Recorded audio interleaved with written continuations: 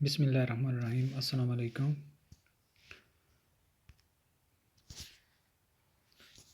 Dear audience, आज हम पेपरा regulatory authority के पार्ट 4 को स्टार्ट करने लगे हैं। पार्ट 1, 2, 3 हम पहले पढ़ चुके हैं और जहाँ से हमने पार्ट 3 एंड किया था वहीं से इंशाल्लाह आगे स्टार्ट करने लगे हैं।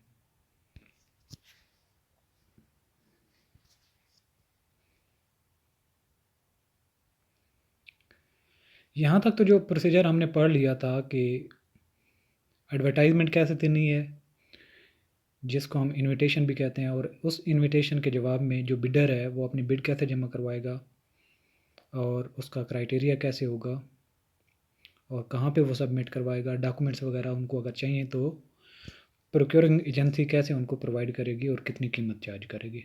ये सारी की सारी बातें हम पहले पढ़ चुके हैं। आज हम इससे आगे चलेंगे जब सप्लायर्स ने, बिडर्स ने अपनी कोड्स वगैरह सबमिट करवा दी, जहाँ पे प्रोक्योरिंग एजेंसी ने उनको डायरेक्शन दी थी, तो ओपनिंग का प्रोसीजर क्या होगा। जब ओपनिंग हो जाएगी तो उसकी हम इवैल्यूएशन कैसे करेंगे। इवैल्यूएशन मीन हम देखेंगे कि हमारे लिए सबसे बेहतर कौन सा बिडर है, कौन सी बिड हमारे लिए ज़्यादा इकोनॉमिकल है और कौन सा बिडर हमें ज़्यादा सूट करता है, किसको हमें परचेज़ ऑर्डर इशू करना चाहिए। ये इवैल्यूएशन में आ जाएगा। और फिर हमने कौन सी बिड्स को रिजेक्ट करना है और हमारे पास कौन से ग्राउंड्स होने चाहिए रिजेक्शन के लिए। ये सारे का सारा आज हम इस लेसन में पढ़ेंगे।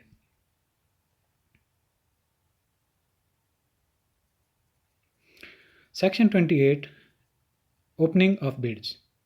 Subsection 1, the date for opening of bids and the last date for the submission of bids shall be same. ये क्वेश्चन यहाँ से आता है कि जो ओपनिंग है और ओपनिंग की डेट और सबमिशन की डेट में कितना फ़र्क होता है, 1 दिन का, 2 दिन का, घंटे का, 4 घंटे का, कितना। तो डेट सेम रहती है। ये आपने माइंड में बिठा लेना है कि सबमिशन की लास्ट डेट के दिन ही बिड्स को ओपन किया जाता है। Bid shall be open eight the time specified in the bidding documents. Bidding document जो हैं, जब आप इनविटेशन करते हैं तो उसमें आप टाइम स्पेसिफाई करते हैं कि इस डेट को इतने बजे बिड्स ओपन होंगी। The bid shall be open at least 30 minutes after the deadline for submission of beads.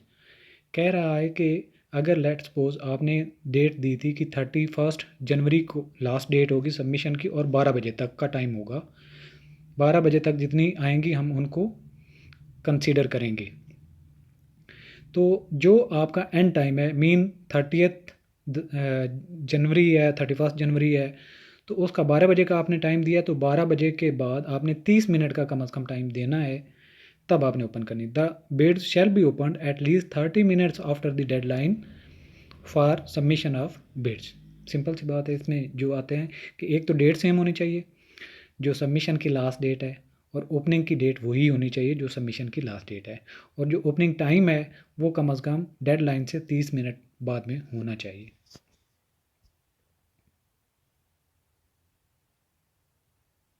Sub section 2 में कह रहा है all bids shall be open publicly.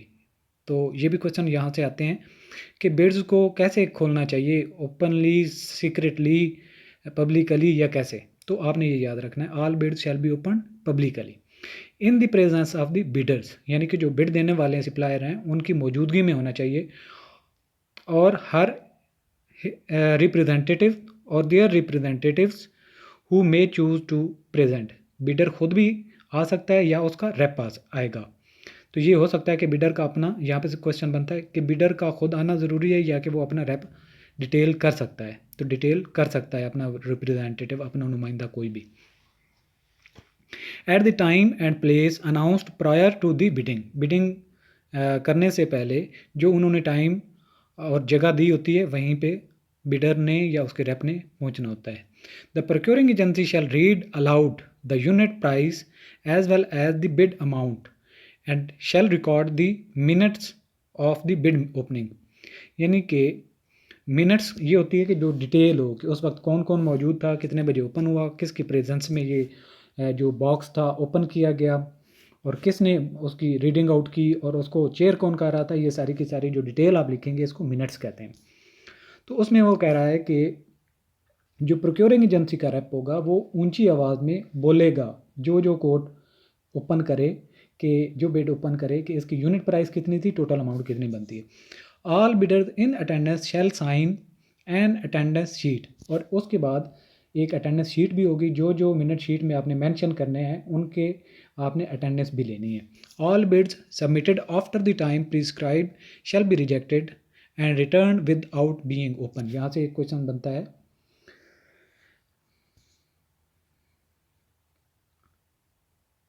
All bids submitted after the time, यानी कि जो beads time जो आपने specify किया है उसके बाद अगर कोई आती है तो आपने उसको कैसे वापस करना है, ओपन करके, रिजेक्ट करके, रिटर्न करना है, कैसे करना है। तो आपका ये एग्जैक्ट जवाब जो है वो होना चाहिए कि अनओपन, अनओपन आपने वापस उनको भेज देना है।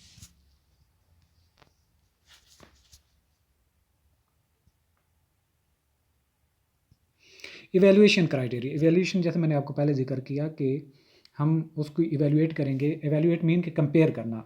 ये आपके पास ऑप्शन है। अब देखें, आप एक दफ़ा बाज़ार जाते हैं, कोई चीज़ आप लेट्स सपोज आप एप्पल ख़रीदना चाहते हैं, तो आप क्या करते हैं, 3 दुकानदारों के पास जाते हैं, 3 फ्रूट वाले शॉपकीपर के पास आप जाते हैं, देखते हैं कि किसके पास क्या चीज़ है, किस क्वालिटी का पड़ा हुआ है आइटम, और उसकी प्राइस क्या है। फिर जो आपको सबसे ज़्यादा सूटेबल लगता है, क्वालिटी भी अच्छी हो और रीज़नेबल प्राइस भी हो, तो आप उसको ले लेते हैं। तो ये जो कंपैरिजन होता है एक चीज़ का दूसरी चीज़ के साथ, इसको इवैल्यूएशन कहते हैं।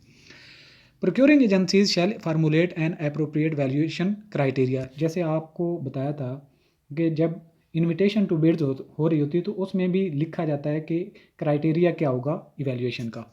All the relevant information against which a bid is to be evaluated, कि कौन कौन सी इन्फॉर्मेशन, यानी कि क्वालिटी क्या हो उस चीज़ की, उसकी यूनिट प्राइस क्या हो, टोटल प्राइस क्या हो, और डिलीवरी टाइम क्या हो, और इस तरह की जो भी अगर वो डिलीवर कहाँ पे करेगा, ये सारी की सारी जो पॉइंट्स हैं, जो इंपॉर्टेंट पॉइंट्स हैं, वो प्रोक्योरिंग एजेंसी उनको कंसीडर करती है कि इन पॉइंट्स को देख के वो इवैल्यूएट करेगी।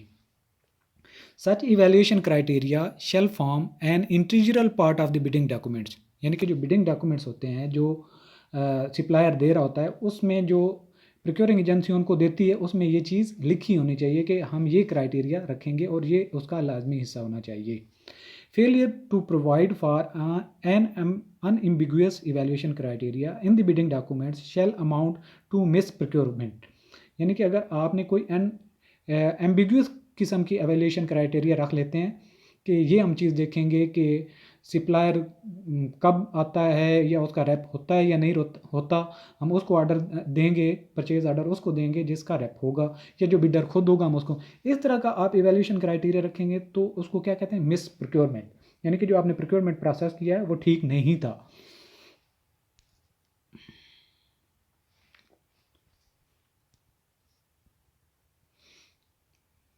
30 है evaluation of bids. All bids shall be evaluated in accordance with the evaluation criteria and other terms and conditions set forth in the prescribed bidding documents, यानी कि bidding documents में आपने जो चीज़ें दी होंगी उस हिसाब से ही आप उनको इवेल्युएट करेंगे। Save as provide for sub class 4 of class C of rule 36, no evaluation criteria shall be used for evaluation of bids that had not been specified in the bidding document, यानी कि bidding document में आपने कोई evaluation criteria नहीं mention किया और आप अब लागू कर लें तो ये आपने गलत कर रहे हैं। आपको वो चीज़ बिडिंग डॉक्यूमेंट जब वो ले रहे थे तो उस बिडिंग डॉक्यूमेंट में आपने ये कंडीशन लिखना ज़रूरी था कि आपका क्राइटेरिया क्या होगा, उसके बाद आप उन पर ये कोई क्राइटेरिया नया जनरेट नहीं कर सकते।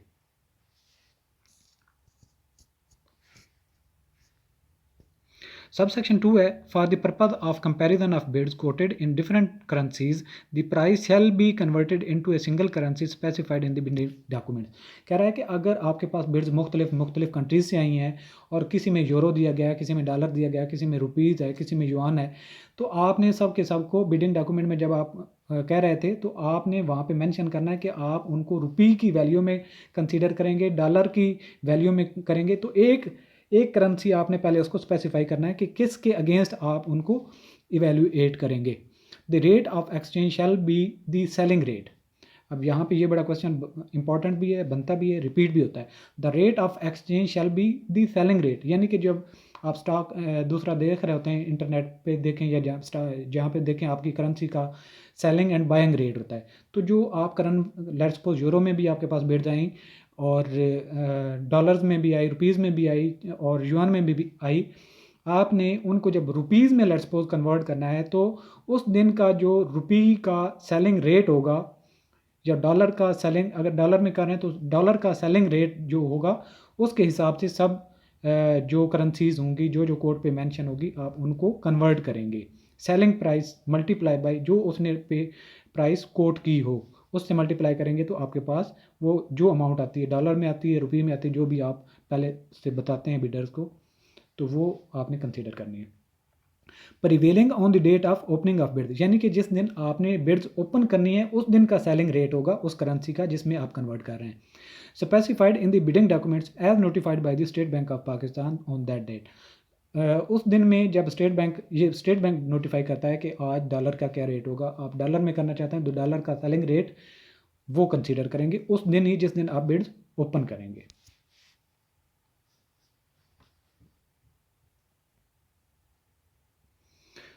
Subsection 3 है a bid once opened in accordance with the prescribed procedure shall be subject to only those rules, regulations and policies that are in force at the time of issue of notice for invitation of bid। जब आपने एक किसी bid को open कर लिया तो आपने उस पर वही रूल अप्लाई करने हैं जब आपने इन्विटेशन करते हुए जो चीज़ें क्राइटेरिया दिया था उसके अगेंस्ट ही आप उसको कंपेयर करेंगे, कोई और नई चीज़ उसमें से कंसीडर नहीं करेंगे जो आपने पहले बिडर्स को बताई हुई नहीं है।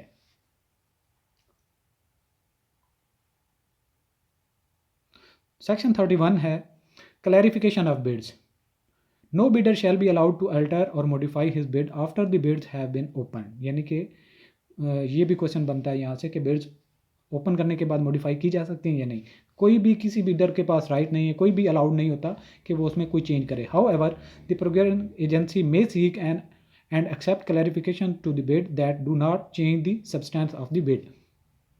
अगर कोई पॉइंट ऐसा है जिस पे क्लैरिफिकेशन चाहिए हो, लेट्स सपोज उन्होंने यूनिट प्राइस दी थी लेकिन टोटल प्राइस नहीं दी, तो उसका बंदा बैठा भी है या बिडर खुद बैठा है तो वो उससे पूछ सकता है कि ये जो आपने यूनिट प्राइस दी है, लेट्स सपोज हम 10,000 यूनिट्स खरीदना चाहते हैं तो आपका रेट सेम रहेगा या चेंज होगा।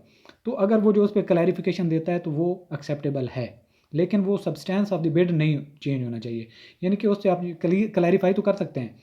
अब अगर वो कहे कि मैंने यूनिट प्राइस तो दी थी 10 रुपये, अब दूसरे सप्लायर की 7 रुपये है, 6 रुपये है, तो वो कहे कि जी अगर आप 10,000 यूनिट्स लेंगे तो मैं 5 कर दूंगा, तो ये सब्सटेंस उसका चेंज हो गया, इस तरह का अलाउड नहीं होगा।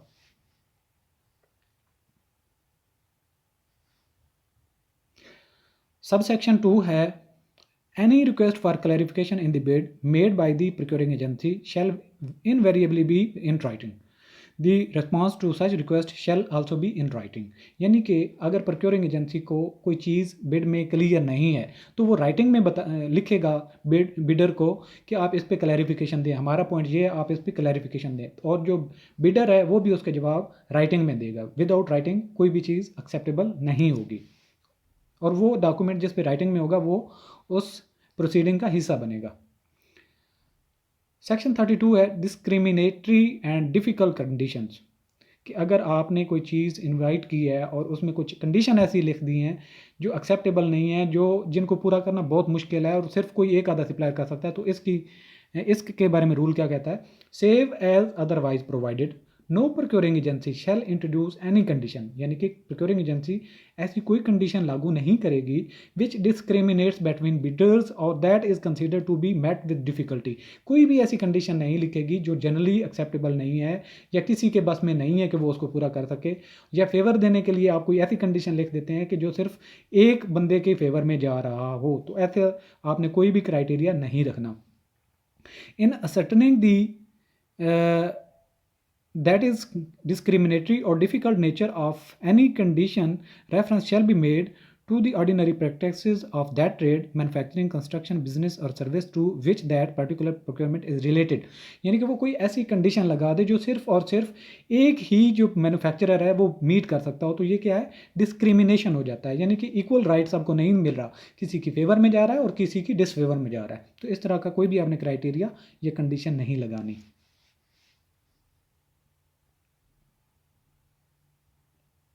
33 है कि कौन सी बिड्स को आप रिजेक्ट कर सकते हैं जो सप्लायर्स ने आपको दी हैं, कौन कौन सी बिड है, कौन कौन से ग्राउंड हैं कि आप उसको रिजेक्ट कर सकते हैं। The procuring agency may reject all bids or proposals at any time prior to the acceptance of a bid or proposal. मतलब प्रपोजल को एक्सेप्ट करने से पहले पहले किसी स्टेज पे सारी की सारी या कोई भी बिड रिजेक्ट की जा सकती है। The procuring agency shall upon request communicate to any supplier और contractor who submitted a bid or proposal the grounds for its rejection of all bids और proposal but is not required to justify those grounds. यानी कि अगर आपने किसी के proposal को reject कर दिया, अगर वो रिक्वेस्ट करता है कि मुझे बताएं मुझे क्यों रिजेक्ट किया या क्यों ये सारी की सारी बिड्स को आप रिजेक्ट कर रहे हैं, तो आप उसको बताएंगे कि ये वजह थी। लेकिन जो प्रोक्योरिंग एजेंसी सिर्फ वजह बताएगी, उसको जस्टिफाई नहीं करेगी। अब वो बता देती है कि हमारी ये वजह थी कि हमने इनको बिड्स को रिजेक्ट कर दिया। अब अगला जो सप्लायर है या बिडर है वो सवाल करता है क्यों, ये तो कोई बात ना हुई कि हमने ये किया वो किया। उसको जस्टिफिकेशन मीन कि उसका सारी क्लैरिफिकेशन, वो क्लैरिफिकेशन देने के कोई पाबंद नहीं है प्रोक्योरिंग एजेंसी।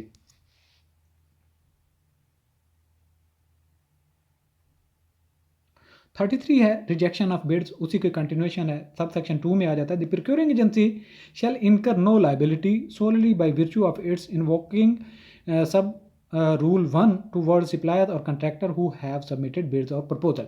यानी कि जो प्रोक्योरिंग एजेंसी, जो गवर्नमेंट का इदारा कोई चीज़ खरीद रहा है, अगर वो रिवोक करता है मतलब ख़त्म करता है, तो इससे उसकी कोई लाइबिलिटी नहीं होगी। यानी कि वो इस चीज़ का मजाज नहीं है कि उसके टाइम उन्होंने निकाला, वो इतने दूर से आए थे, उनको पे करे कि आप आए तो थे लेकिन हमने ये रिजेक्ट कर दिया तो आपका इतना नुकसान हो गया, हम उसको कंपनसेट करते हैं। ऐसी कोई भी लाइबिलिटी प्रोक्योरिंग एजेंसी पे नहीं आएगी। नंबर 3 है notice of the rejection of all bids और proposal shall be given promptly to all suppliers or contractor that submitted bids और प्रपोजल। जिन्होंने प्रपोजल वगैरह दिए थे, आप जो ही आपको पता चलता है कि आप ये पूरे के पूरे बिड को रिजेक्ट कर रहे हैं, तो आप उनको कम्युनिकेट करेंगे।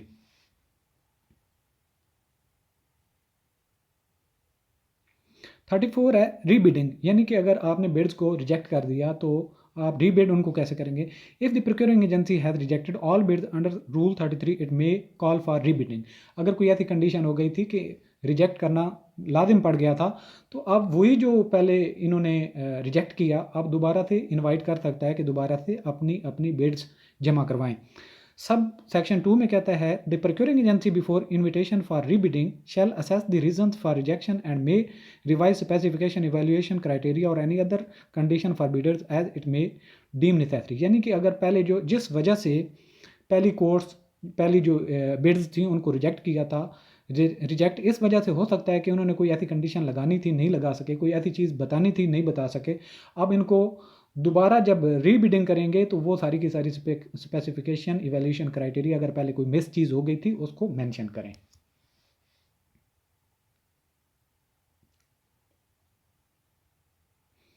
सेक्शन 35 है अनाउंसमेंट ऑफ इवैल्यूएशन रिपोर्ट्स। जब ये इवैल्यूएशन हो जाती है, उसकी रिपोर्ट बनती है कि किसने कितनी प्राइस दी, फाइनली कौन जो है वो ज़्यादा इकोनॉमिकल है और प्रोक्योरिंग एजेंसी किसकी फेवर में जा रही है, किसको परचेज ऑर्डर दे रही है।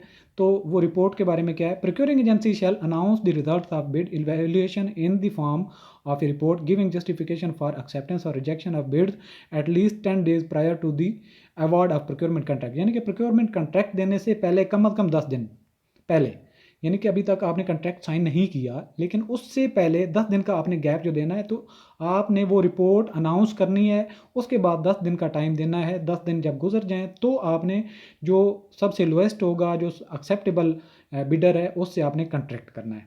तो ये बात याद रखनी है कि जो सक्सेसफुल बिडर है उससे कॉन्ट्रैक्ट करने से पहले पहले रिपोर्ट कितने दिन पहले आपने पब्लिश करनी है। 10 days का गैप होना चाहिए या कॉन्ट्रैक्ट से पहले 10 दिन का गैप होना चाहिए।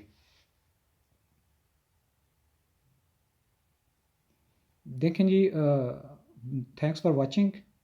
आप मेरी वीडियो देखें, इस पे कमेंट भी किया करें, आप बताएं कि आपको समझ आई या नहीं समझ आई, या फर्दर मुझे क्या करना चाहिए ताकि आपको अच्छे तरीके से मैं समझा सकूं। मैं कोशिश करता हूं कि सादा अल्फाज में बड़े अच्छे तरीके से आपको कम्युनिकेट करूं ताकि आपको याद करना आसान हो जाए। मुझे पता है जब मेरा इसमें एक्सपीरियंस नहीं था तो पढ़ते थे तो सारी चीज़ें मिक्स सी लगती थी, इन्विटेशन क्या है, बिड क्या है, फ़लाना फ़लाना फ़लाना।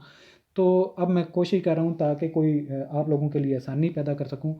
तो आप मेरी फ़ेवर में क्या कर सकते हैं, इन वीडियोस को लाइक करें, दूसरों तक पहुँचाएँ। इल्म शेयर करने से क्या होता है कि आप जब दूसरों से शेयर करेंगे तो आपको एक फ़ील होगा कि आपको इस पे ग्रिप करनी चाहिए दूसरों से कंपटीशन करने के लिए। दिल में ये कभी ना सोचें कि आप दूसरे के पास इल्म की कोई बात पहुँचाएँगे तो वो आपसे एक्सेल कर जाएगा। दिलेर बंदा और इंटेलेक्चुअल बंदे वो होते हैं जो कहते हैं कि खुल के आओ मेरे सामने। जब इल्म फैलाओगे तो देखना आपसे आपका अपना इल्म बहुत ज़्यादा बढ़ेगा। तो आप ज़रूर करें, इस वीडियो को लाइक भी करें, अपने राय भी दें और इसको शेयर भी ज़रूर करें। Thank you for watching. अल्लाह हाफिज़।